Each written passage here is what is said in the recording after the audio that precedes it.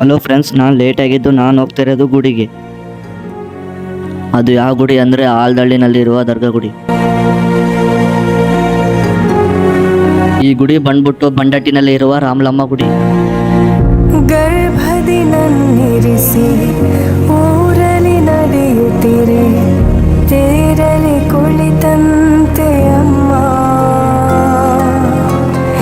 ಗುಮ್ಮ ಬಂತೆನಿಸಿ ಹೆದರಿ ನಿಂತಾಗ, ನಿನ್ನ ಸೆರಗೆ ಕಾವಲು ಅಮ್ಮ.